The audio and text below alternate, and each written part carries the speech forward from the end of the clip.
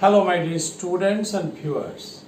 I am Puranjay Biswas, Professor and Chairman Department of English, Dhaka College, affiliated with the University of Dhaka. I welcome you to my today's lecture on Aristotle's Poetics. My particular topic today is tragic hero. You know that the Poetics is the most antique, most scientific and most recognized literary critique written by Aristotle in defense of poetry. And today I want to discuss Aristotle's concept of tragic hero.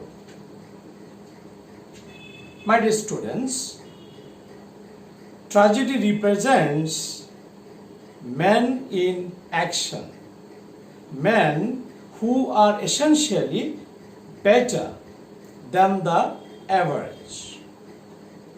And what are the qualities of a tragic hero? We can give an example of a tragic hero. Oedipus in Oedipus Rex by Sophocles is the best example of a tragic hero. Now, what are the aspects of a tragic hero, or who deserves the rank of a tragic hero?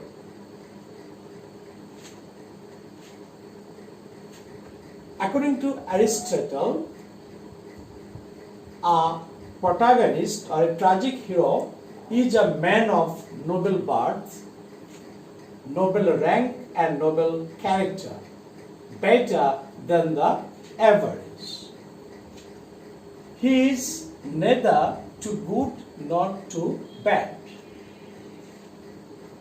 By this, Aristotle means that he who belongs to the average class, but he must have some good qualities or virtues that make a tragic character better than the average. He belongs to the intermediate class in this sense that he is not extremely good, neither terribly bad. Rather, he possesses mainly some good qualities. Side by side, he has some tragic flaw or error of judgment, which is called hamartia in Greek language. So a tragic character has hamartia. And what is hamartia? According to Aristotle, hamartia means some faults or defects that a tragic character possesses. It is also called error of judgment or miscalculation or tragic flaw. And because of this hamartia, the tragic character falls from fortune into misfortune. My dear students, a tragic character must face calamity, and his calamity undergoes through a process of recognition and reversal. A tragic character must have downfall, and his downfall creates deep emotions of pity and fear in the mind of the audience. We should always keep in mind that the action involving in the life of the tragic character must arouse feelings of pity and fear in the mind of the audience. If any character fails to create deep emotions of pity and fear, cannot be ranked as a true tragic hero. Not only that, the sufferings or the tragic calamity of a tragic character must bring about catharsis or purgation, giving way to the intellectual clarification and mental cleansing, which is called tragic relief or tragic pleasure. And this cathartic effect is very important for a tragedy. Now, what is the purpose and what is the function of a tragedy? The main function of a tragedy is to bring about a cathartic effect in the mind of the audience. And it is tragic character whose downfall at last brings this catharsis or purgation of emotions of pity and fear. And a tragic character must have this cathartic aspect in his action. My dear students, we can find four major characteristics of tragic character. According to Aristotle, there are four major characteristics. And what are those? Number one, goodness. Number two, appropriateness. Number three, lifelikeliness. And at last, consistency. Aristotle suggests all these qualities that tragic characters must possess. And what does he mean by goodness? By goodness, Aristotle means that tragic character must have some good aspects, some good qualities or virtues in his character. Tragic character may be either of upper class or lower class, whatever. He or she should have this basic goodness in his or her character. And for this reason, Aristotle says that tragedy represents men who are better than the average. So goodness is a fundamental aspect of a tragic character. Secondly, appropriateness. What does Aristotle mean by appropriateness? By appropriateness, Aristotle means that a character should behave appropriately. For example, a girl or a woman should behave just like a girl, like a woman. She must not behave manly. In the same way, a male character should behave manly. A man should not behave just like a woman. A maid servant should act and behave just like a maid servant, not just like a woman belonging to upper class or rich class. So this is appropriateness that Aristotle means. A tragic character should possess. Right? Now, life-likeness. Now, what does life-likeness mean? By this, Aristotle means that character should be lifelike, that we can find in real life in our society. A dramatist cannot portray such kind of character in tragedy who is not found in real life. So, tragic characters must be lifelike. That is the character that we usually find in our life, in our society. Okay? And at last, consistency. What does Aristotle mean by this aspect, consistency? It means that a character should have consistency in his behavior, in his attitude, in his action. There must not be inconsistency in the character.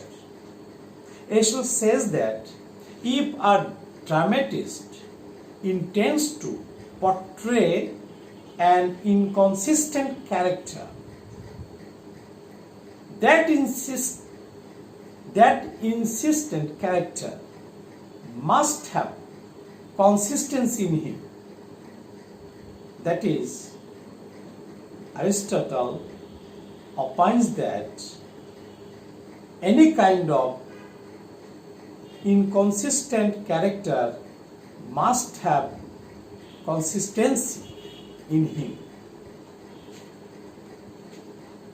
So, tragic characters must possess all these four major aspects that Aristotle suggests. For example, I can mention Agamemnon by Aeschylus. Agamemnon is an appropriate tragic character. Medea, in the play Medea by Euripides, is also a tragic character. Oedipus in Oedipus Rex is the best example of a tragic character according to Aristotle.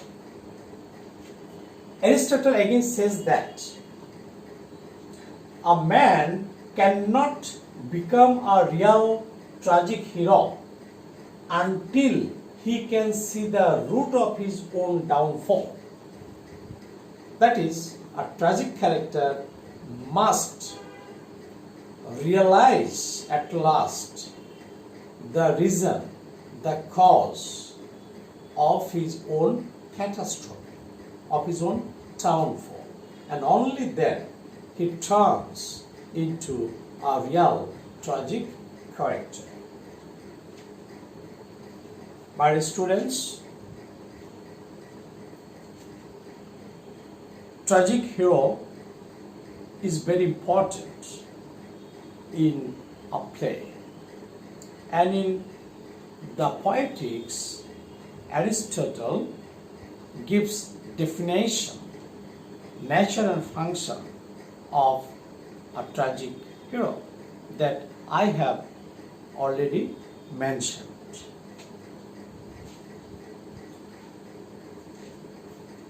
Now, how can we differentiate a classical tragedy from a modern tragedy? How is a tragic character of classical tragedy is different from a hero of a modern tragedy? And please look at the whiteboard and see the difference between classical tragedy and modern tragedy. At first, tragic hero in a classical tragedy belongs to a royal class or an upper class. On the contrary, a tragic hero in a modern tragedy may belong to any class, either upper or middle or poor class. It doesn't matter. For example, Oedipus Rex is a classical tragedy, and Oedipus is the tragic hero of this play. And Oedipus is a king, so he belongs to the royal class. On the other hand, Willy Loman is a tragic hero of the modern tragedy Death of a Salesman by Arthur Miller. Willy Loman belongs to the working class, a salesman.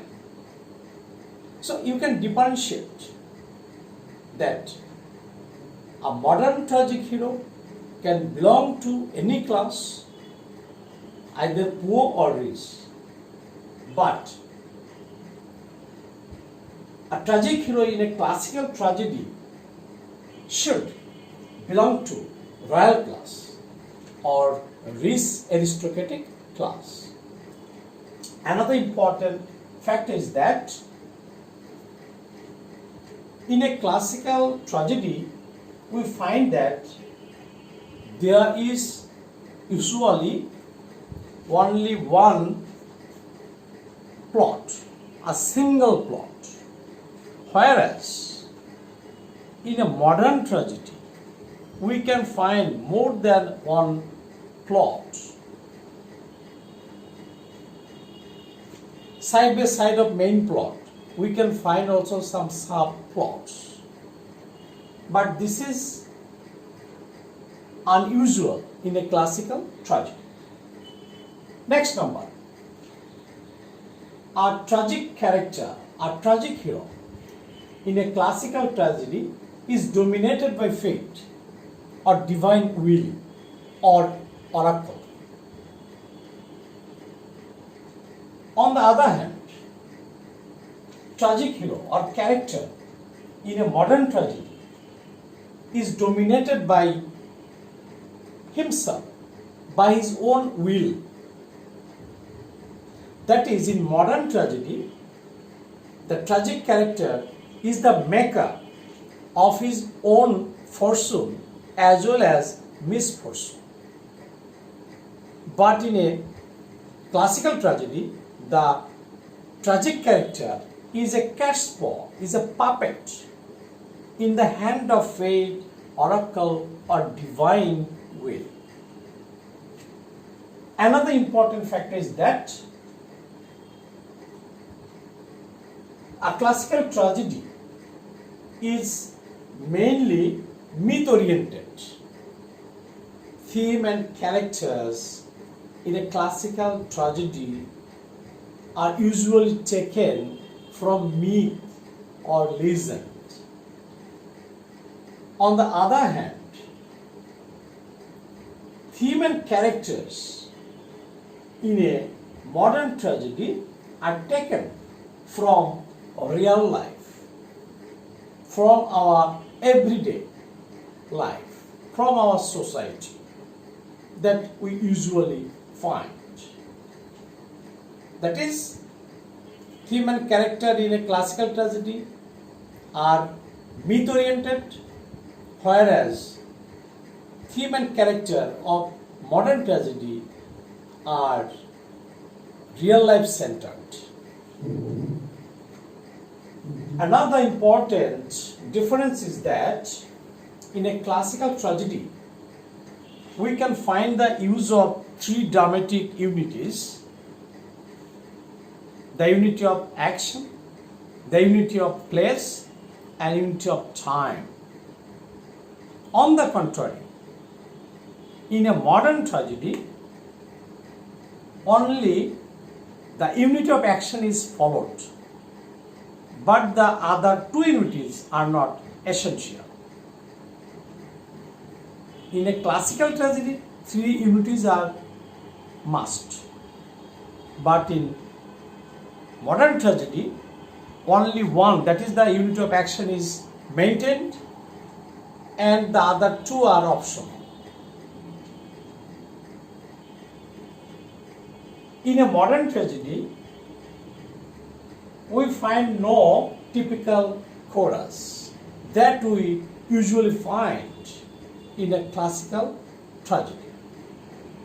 Either in a comedy or tragedy of the classical age, we find chorus as the essential and fundamental part of a tragedy. But in a modern tragedy, we don't find this typical use of chorus. Yes, we can find some back song, some melody or theme song and so on, but no classical choral song. Furthermore, in a classical tragedy, there is no blending of tragic and comic elements. A classical tragedy is purely tragedy without any mixture of comic elements. But in a modern tragedy, and even in a Shakespearean tragedy, we find this blending of both tragic and comic elements in a modern tragedy.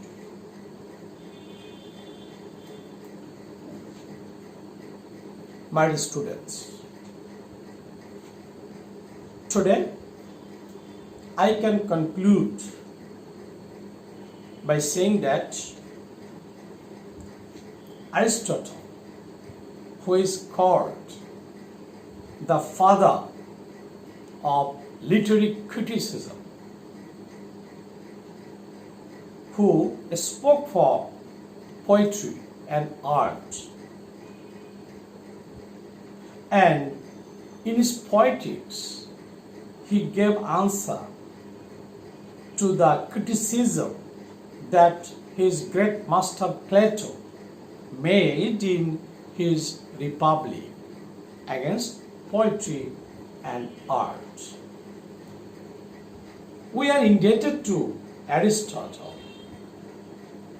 to a greater extent in our concept of tragedy and tragic hero. And today I have given a description and interpretation of Aristotle's concept of tragic hero. So, my students and viewers, I wish you all the best. See you next.